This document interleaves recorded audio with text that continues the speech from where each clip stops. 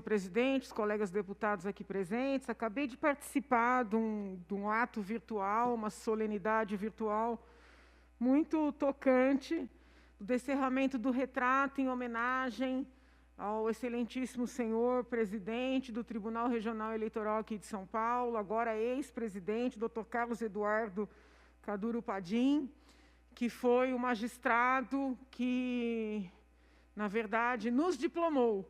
Eu acredito que todos nós aqui, sobretudo aqueles que estão em primeiro mandato, terão na memória a pessoa do doutor Padim, já vista, que foi a autoridade incumbida de entregar a nossa diplomação quando do início desses trabalhos. Então, fica aqui, mais uma vez, a minha homenagem, meu reconhecimento ao trabalho do doutor Padim, o agradecimento pela gentileza, pela dedicação, e a beleza da homenagem prestada a ele nesta data mostra o reconhecimento também de seus pares.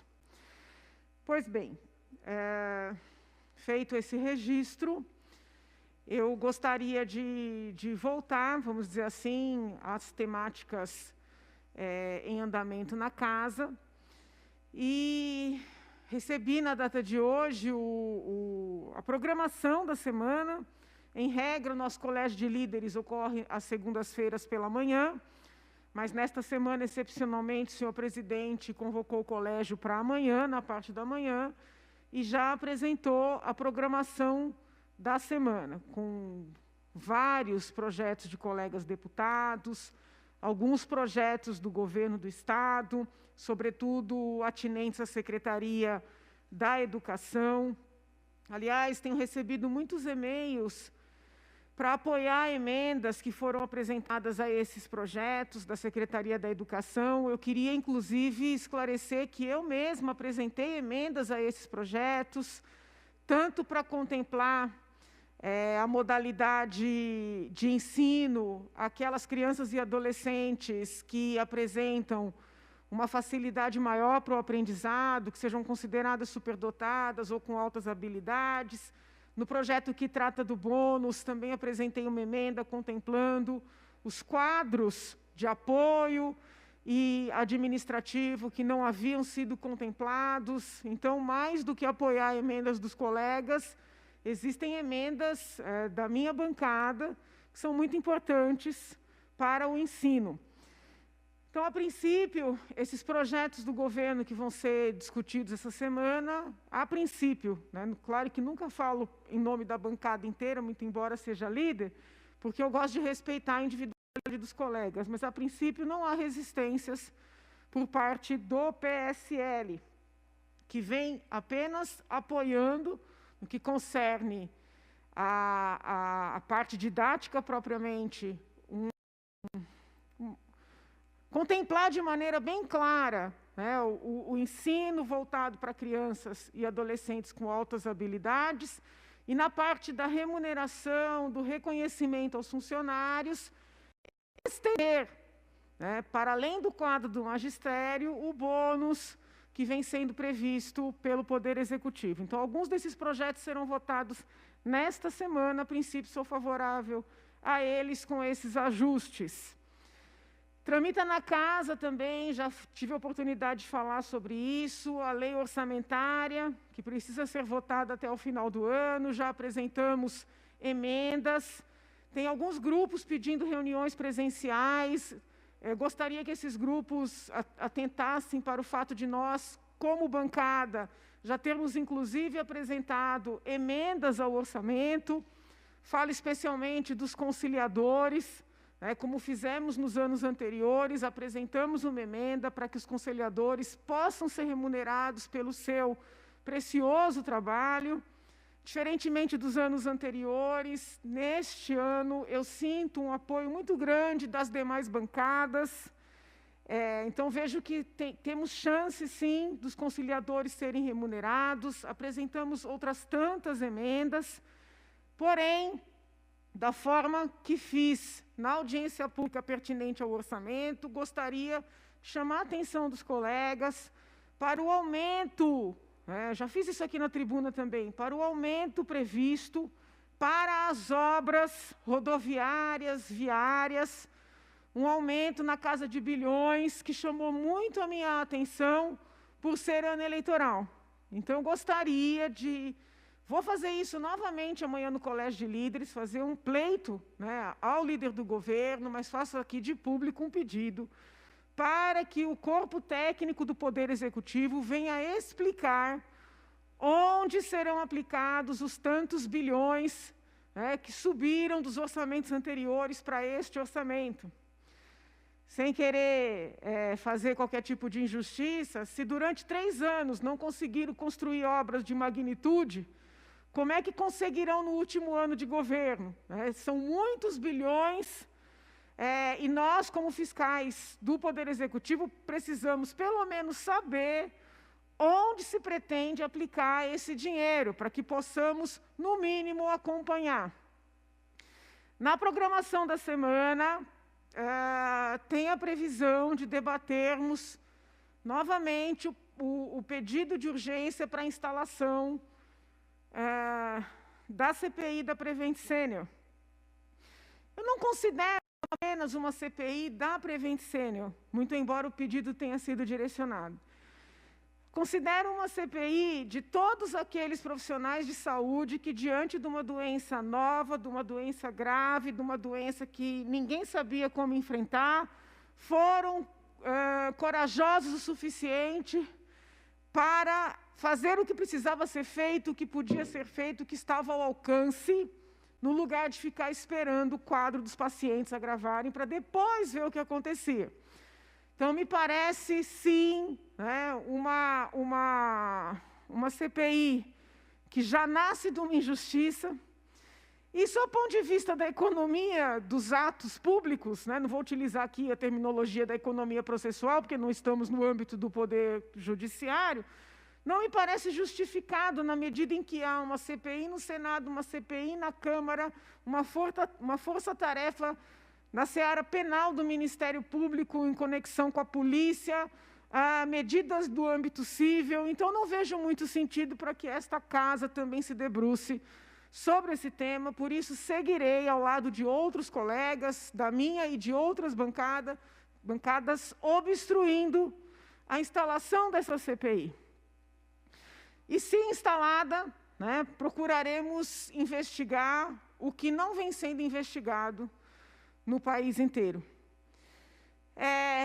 Neste final de semana, inclusive, os dirigentes da Prevent Senior assinaram um termo de ajustamento de conduta. Eu tenho certeza que falei sobre isso nas redes sociais, já não tenho certeza absoluta de que falei aqui no plenário, mas quero pedir a reflexão. Eles assinaram um termo de ajustamento de conduta com o Ministério Público do Estado de São Paulo, assumindo o compromisso de não prescreverem os medicamentos que, no entender do Ministério Público, pelo menos é o que está escrito no documento, compõem o tal kit Covid.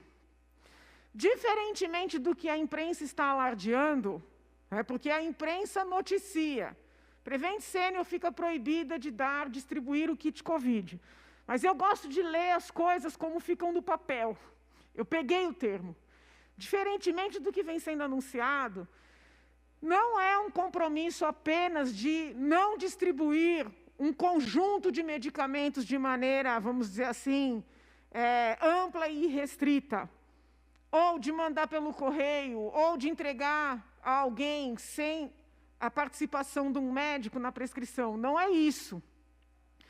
No termo assinado pela Prevent, a pedido do Ministério Público, a pedido entre aspas, porque se não assinassem, sofreriam, se o grupo não assinasse, sofreria uma série de penalidades, se assume o compromisso de não prescrever, inclusive presencialmente, ou seja, o paciente está ali, o médico está avaliando o paciente, os medicamentos que integram, segundo o Ministério Público, o tal kit, nem conjuntamente, nem isoladamente. Eu entendo essa proibição, sob o ponto de vista da saúde, estarrecedora. Por quê? E eu já peço ao senhor presidente 2 minutos para poder fechar o raciocínio. Porque quando nós vamos olhar na letra do tal termo, quais medicamentos são considerados parte do kit, nós encontramos, além da cloroquina e do vermífugo, que são os medicamentos, vamos dizer assim, mais polêmicos, que eu nem vou entrar no mérito, até porque, por exemplo, não tomei cloroquina quando internada com Covid, mas no termo de ajustamento de conduta, eles estão prevendo que o médico não pode prescrever anticoagulantes, não pode prescrever corticoides e não pode prescrever antibiótico. Tá? No caso, por exemplo, no meu caso, eu tomei, por determinação médica, azitromicina. Mas sei que outros pacientes tomaram outros antibióticos.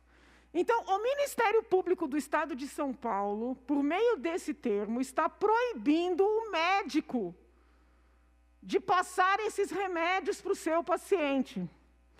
Na medida em que todos os pacientes são tratados com 1, 2, 3 ou todos os medicamentos que são ali listados, eu gostaria de entender como é que os médicos vão trabalhar daqui para frente.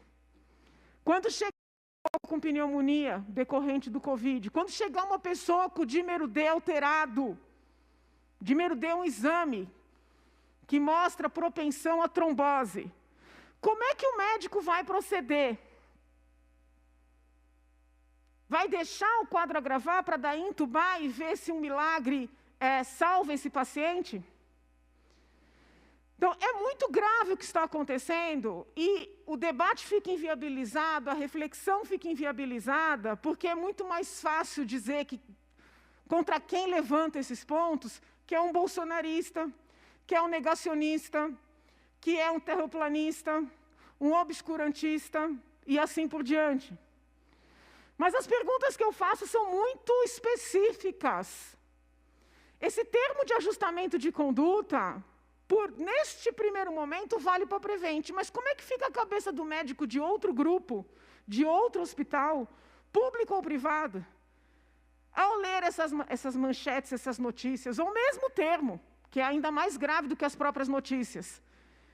Vai prescrever e correr risco de um processo? O que vai fazer? Então, é muito importante que o Ministério Público, e percebo que eu não estou politizando, não estou tratando de ideologia, estou tratando de vida real de pessoas doentes. Ouça seus próprios parentes que tiveram Covid, não importa em qual hospital foram internados, onde se trataram, e pergunte o que eles tomaram para se curar.